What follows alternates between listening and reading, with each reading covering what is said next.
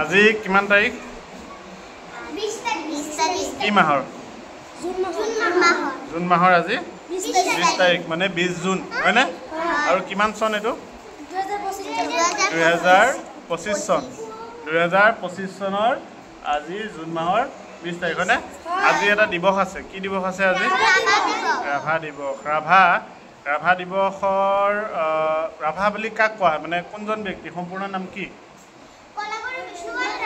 কলাগুৰু বিষ্ণুপ্ৰসাদ ৰাভা। কলাগুৰু বিষ্ণুপ্ৰসাদ ৰাভাৰ আজি কি দিন? জন্মদিন নে মৃত্যুদিন? মৃত্যুদিন। 20 জুন তাৰিখে তেখেতৰ কি হৈছিলে? মৃত্যু হৈছিলে। তো সেই মৃত্যুদিনটো আমি কি হিচাপে পালন কৰোঁ?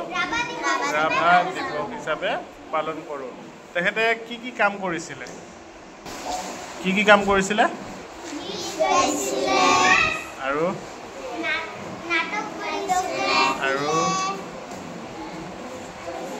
কি কৰিছিলে? তেখেতে লিখা যিবিলাক গান আছে সেই গানবিলাকক আমি কি সংগীত বুলি কওঁ? ৰাভা সংগীত। আমি এটা ৰাভা সংগীত কি এতিয়া অলপ আগত যে গাইছিলোঁ ৰাভা সংগীতটো কি আছিলে? বিলতে হালিছে ধুনীয়া পদুমী। এইটো এটা ৰাভা সংগীত হয় নহয়? এইটো বিষ্ণুপ্ৰসাদ ৰাভাই লিখিছিলে গানটো। বিষ্ণুপ্ৰসাদ ৰাভাই লিখাৰ কাৰণে সেই গানটোক কি গান বুলি কয় বা কি সংগীত বুলি কয়? ৰাভা সংগীত। আৰু জ্যোতিপ্ৰসাদ আগৰৱালাই লিখা গীতবোৰক কি ক'ব? জ্যোতি সংগীত। ভূপেন হাজৰিকাই লিখা গীতবোৰক কয় ভূপেন্দ্ৰ সংগীত। কি বুলি ক'ব? ভূপেন্দ্ৰ সংগীত বুলি ক'ব। তেনেদৰে বিষ্ণুপ্ৰসাদ ৰাভা কি কৰিছিলে? তেওঁ গান লিখিছিলে, গান গাইছিলে। তেওঁ স্বাধীনতা আন্দোলনত যুদ্ধও কৰিছিলে ইংৰাজৰ বিৰুদ্ধে। আৰু বিষ্ণুপ্ৰসাদ ৰাভাৰ 1909 চনৰ 31 জানুৱাৰী তাৰিখে তেওঁৰ জন্ম হৈছিল। ক'ত হৈছিল জানা? ঢাকা ক'ত আছে? বাংলাদেশত আছে। এতিয়া যে বাংলাদেশ নাম আমি শুনিছোঁ নাই? হয়নে? অসমৰ লগত সীমাৰ লগত লাগি আছে বাংলাদেশ হয়নে? এখন বেলেগ এখন দেশ। এই বাংলাদেশত বাংলাদেশৰ ৰাজধানী ঢাকা। সেই ঢাকাত বিষ্ণুপ্ৰসাদ ৰাভাৰ 1909 চনৰ 31 জানুৱাৰী তাৰিখে জন্ম হৈছিলে। তাৰপিছত বিষ্ণুপ্ৰসাদ ৰাভাৰ দেউতাৰ নাম আছিলে গোপাল ৰাভা আৰু মাৰ নাম আছিলে গেঠি ৰাভা। তেওঁ ক'ত পঢ়িছিলে? প্ৰথম LP স্কুল ক'ত পঢ়িছিলে? এতিয়া তোমালোকে যেনেকৈ LP স্কুল পঢ়ি আছা, বিষ্ণুপ্ৰসাদ ৰাভাও সেনেকৈ LP স্কুল পঢ়িছিলে। ক'ত পঢ়িছিলে?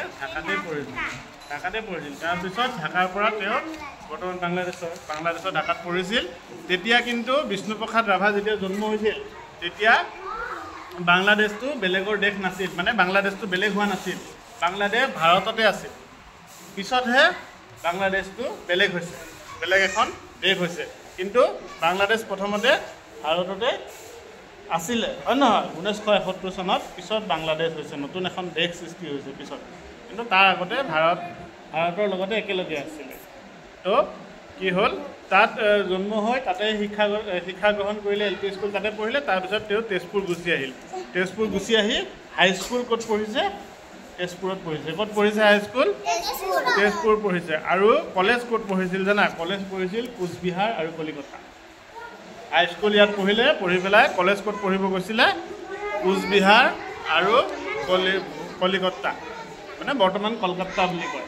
কি বুলি কয়? কলকাতা বুলি কয়। তাত পঢ়িছিলে।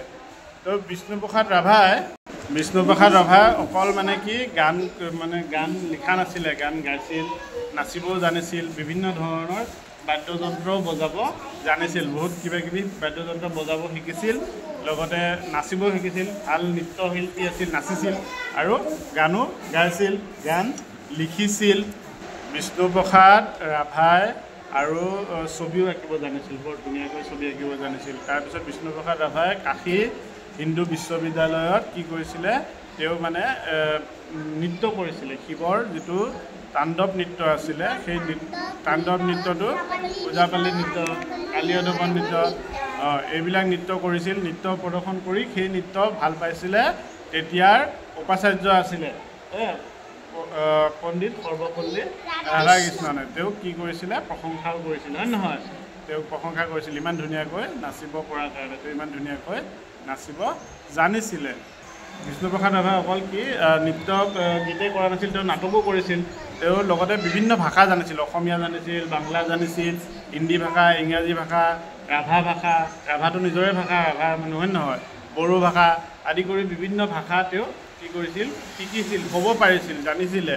তেওঁৰ লগতে ঢোল বজাব জানিছিল, খোল বজাব জানিছিল, তাল, পেঁপা আৰু টকা, কালি, টোকাৰি আদি বিভিন্ন বাদ্যযন্ত্ৰ মানে তেওঁ বজাব জানিছিল। তেওঁ এই মানুহজন, এই বিষ্ণুপ্ৰসাদ ৰাভা ইমান গুণৰ অধিকাৰী আছিল। ছবি আঁকিব জানিছিল, নাচিব জানিছিল, গান গাব জানিছিল, গান লিখিছিল, তাৰপিছত অভিনয় এক্টিং কৰিব পাৰিছিল, নাটক কৰিছিল, বিভিন্ন ধৰণৰ বাদ্যযন্ত্ৰ বজাইছিল, হয়নে? তেওঁ ইমান ভাল এজন ব্যক্তি অসমত আছিল। সেই ব্যক্তিজনৰ 1969 চনৰ 20 জুন তাৰিখে তেখেতৰ কি হৈ গ'ল, মৃত্যু হ'ল। আৰু সেই মৃত্যু হোৱা 20 জুন তাৰিখে আমি এই প্ৰত্যেক বছৰে বছৰে 20 জুন তাৰিখে আমি কি দিৱস পালন কৰোঁ, ৰাভা দিৱস।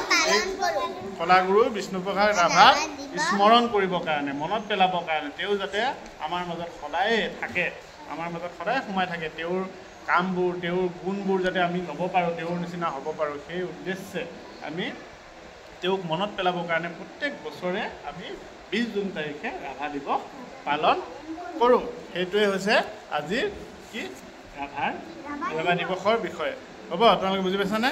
আৰু তোমালোকৰ এনেও ক্লাছত আছে নাই? তোমালোকেতো শিকিছাই, হয়নে? এইখিনি হ'ল আজিৰ দিনটোৰ কথা, ৰাভা দিৱস। হ'ব, আজি হৈ গ'ল। Thank U, bye by the দিয়া।